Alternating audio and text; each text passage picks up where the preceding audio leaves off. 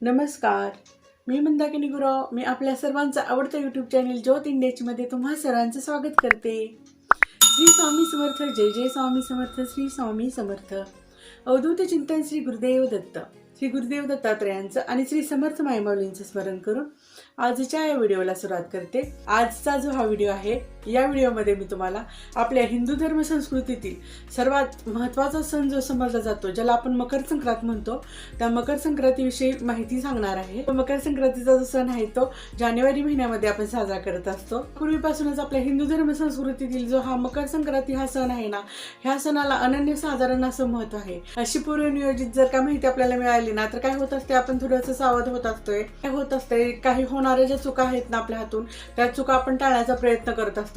कसं होत असते बघा, मकर संक्रांतीचा जो हा सण आहे ना, ह्या सणाशी आपल्या कितीतरी भविष्यातील आपल्या येणाऱ्या ज्या गोष्टी आहेत ना, त्या गोष्टी अवलंबून असतात. त्यामुळं प्रत्येकालाच या मकर संक्रांतीच्या सणाचं जे आहे ना, हे कुतूहल किंवा या मकर संक्रांतीच्या सणाविषयीची जी माहिती आहे ना, ती माहिती जाणून घ्यायची असते. या वर्षीची जी मकर संक्रांती आहे ती घोड्यावर बसून येणार आहे. तर या वर्षीचं मकर संक्रांतीचं जे वाहन आहे ना, ते वाहन घोडा असणार आहे.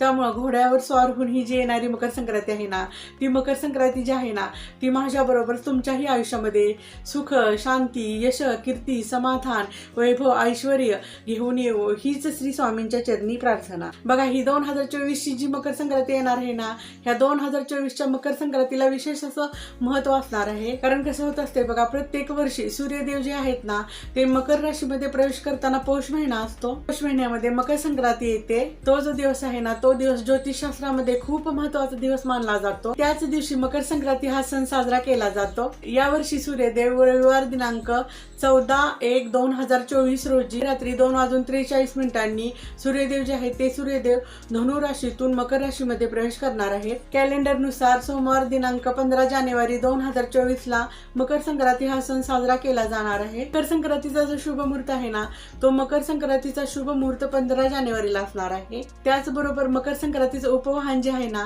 ते मकर संक्रांतीचं उपवाहन सिंह असणार आहे. बघा, सोमवार दिनांक 15 जानेवारीला सकाळी 7:15 ते सायंकाळी 5:47 पर्यंत शुभ मुहूर्त असणार आहे. शुभ मुहूर्ताच्या कालावधीमध्ये काय करायचं आहे, आपल्याला मंदिरामध्ये ओसायला जायचं आहे.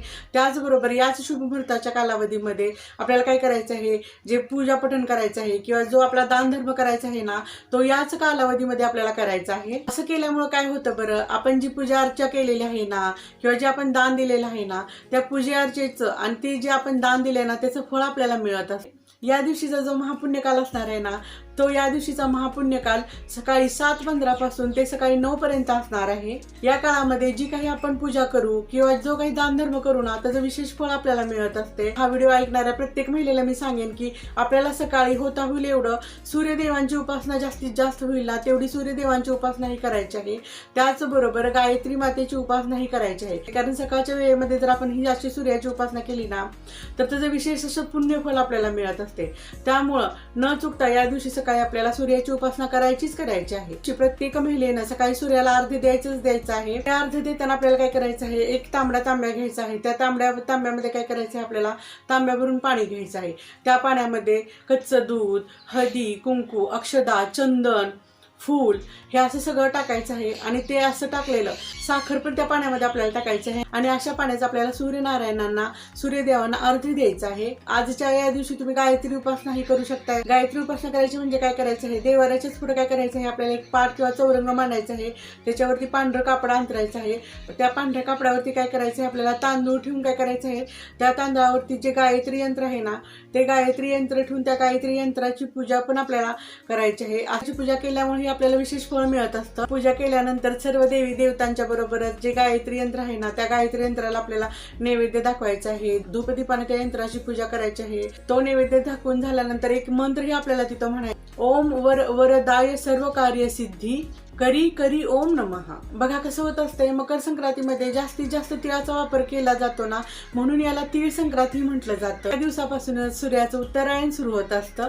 त्याचबरोबर देवांची प्रातःकाल ही सुरू होत असते. त्या दिवशी तीळ, गूळ, कपडे दान केल्यामुळे काय होत असते बरं, अशुभ ग्रहांचा अशुभ प्रभाव जो आहे ना, प्रभाव कमी होत असतो असं ज्योतिषशास्त्र आपल्याला सांगतं. म्हणून आपल्या संस्कृतीमध्ये या दिवशी जे आपण काही दान पुण्य करू ना, त्या दान पुण्याला विशेष असं महत्व आहे. या महिन्यामध्ये लाल पिवळ्या रंगाचे जर कपडे आपण परिधान केले ना तर आपले सौभाग्य वाढत असते. या वर्षीची जी मकर संक्रांती आहे ना, त्या मकर संक्रांतीने काळे वस्त्र परिधान केलेले आहे, काळे रंगाचे कपडे घातलेले आहेत. म्हणून यावर्षी आपल्याला काळ्या रंगाचे कपडे घालायचे नाहीत. सुहासिनी स्त्रियांनी यावर्षी काळ्या रंगाच्या साड्या परिधान करायच्या नाहीत. पूर्वीपासूनच बघा आपल्या हिंदू धर्म संस्कृतीमध्ये फक्त मकर संक्रांती दिवशीच काळ्या रंगाचे कपडे परिधान करायला मान्यता आहे. पण यावर्षी काय झालेलं आहे, जी मकर संक्रांती आहे ना, ती मकर संक्रांती काळे वस्त्र परिधान करून आलेले आहे. संक्रांतीने ज्या रंगाचे कपडे घातलेले आहेत ते कपडे सुहासिनी स्त्रियांनी घालायचे नाही. म्हणून यावर्षी आपल्याला काय करायचं आहे, आपण प्रत्येक वर्षी जरी मकर संक्रांतीच्या दिवशी काळ्या साड्या परिधान करत असलो ना, तरी यावर्षी आपल्याला काळ्या रंगाच्या साड्या घालायच्या नाहीत. या दिवशी जास्तीत जास्त महिलांनी सूर्याला अर्घ्य पण द्यायचं आहे. सूर्याला असं अर्घ्य दिल्यामुळे काय होत असते बरं, आपल्यातील आध्यात्मिक शक्ती आहे ना, त्या आध्यात्मिक शक्ती वाढीस लागून तिचा विकास होत असतो. त्याचबरोबर असं केल्यामुळे काय होत असते, आपला मान सन्मान वाढत असतोय, आपल्या प्रतिष्ठेमध्ये वाढ होत असते. आपल्या शरीरातील जी रोगप्रतिकारक शक्ती आहे ना, ती रोगप्रतिकारक शक्ती वाढीस लागत असते व आपले हे जे शरीर आहे ते शरीर निरोगी होत असतं. त्या वर्षीची मकर संक्रांती आहे ती मकर संक्रांती घोड्यावर बसून आलेली आहे. त्याचबरोबर त्या मकर संक्रांतीनं काळं वस्त्र परिधान केलेलं आहे. त्याचबरोबर तिनं हातामध्ये भाला घेतलेला आहे व हळदीचा टिळाही लावलेला आहे. ही जी येणारी मकर संक्रांती आहे ना, ती वयानं वृद्ध हसून बसलेली आहे. वासाकरता हातामध्ये दुर्वा घेतलेली आहे. ते वार नाव आहे ना, ते तिचं वार नाव घोर आहे. त्याचबरोबर नक्षत्र नाव महोदरी आहे. शिवाय जो समुदाय मुहूर्त आहे ना, तो समुदाय मुहूर्त 15 आहे. ही येणारी मकर संक्रांती आहे, ही जातीनं ब्राह्मण असून तिनं भूषणार्थ सोनं परिधान केलेलं आहे. ती या वर्षीची मकर संक्रांती उत्तरेकडून दक्षिणेस जात आहे व नैऋत्य दिशेस पाहत आहे. हिंदू धर्मशास्त्र हे आपल्याला हे सांगतं की संक्रांत ज्या दिशेने येत आहे ना, त्या दिशेच्या लोकांना सुख, समृद्धी, ऐश्वर्य प्राप्त होत असतं. संक्रांतीचं विशेष असं महत्व सांगण्यात येतं की संक्रांतीने ज्या काही वस्तू परिधान केलेल्या आहेत ना, त्या वस्तू ज्या आहेत त्या महाग होतील, हे असं आपल्याला शास्त्र सांगतं. या वर्षीची मकर संक्रांती आहे ती हुशार आणि ज्ञानी लोकांच्यासाठी खूप शुभ फल देणारी ठरणार आहे. ती प्रत्येकाच्याच आपल्या आयुष्यामध्ये सुख, समृद्धी, ऐश्वर्य घेऊन येणार आहे. त्याचबरोबर आपण काय करायचं आहे, या मकर संक्रांतीच्या कालावधीमध्ये कुठलंही दुष्कर्म करायचं नाही, कुणाची निंदा नालस्ती करायची नाही, कुणाविषयी वाईट बोलायचं नाही, भांडण तंटे करायचे नाही. म्हणजे मकर संक्रांतीच्या या पुण्य कालामध्ये जेवढं जास्तीत जास्त आपल्याला चांगलं अनुकरण करता येईल, चांगलं बोलता येईल, चांगलं वागता येईल, हेच आपल्याला करायचं आहे. मकर संक्रांतीच्या पुण्यकालामध्ये कुठलंही वाईट कर्म किंवा दुष्कर्म करायला वर्ज्य आहे. चला तर मग यावर्षी जी ही मकर संक्रांती येणार आहे ना, ही मकर संक्रांती आपल्या सर्वांच्या आयुष्यामध्ये सुख, समृद्धी आणि ऐश्वर्य घेऊन येवो, हीच स्वामींच्या चरणी प्रार्थना. मग भेटूया येणाऱ्या व्हिडिओमध्ये. हा जो व्हिडिओ आहे या व्हिडिओला लाईक करा, शेअर करा, त्याचबरोबर चॅनेलला सबस्क्राईब करा आणि खालचं जे बेल आयकॉनचं बटन आहे ते बेल आयकॉनचं बटन दाबा, जेणेकरून माझे येणारे पुढचे व्हिडिओज तुम्हाला बघायला मिळतील. मग भेटूया येणाऱ्या व्हिडिओमध्ये. श्री स्वामी समर्थ. जय जय स्वामी समर्थ. श्री स्वामी समर्थ. अवधूत चिंतन. श्री गुरुदेव दत्त.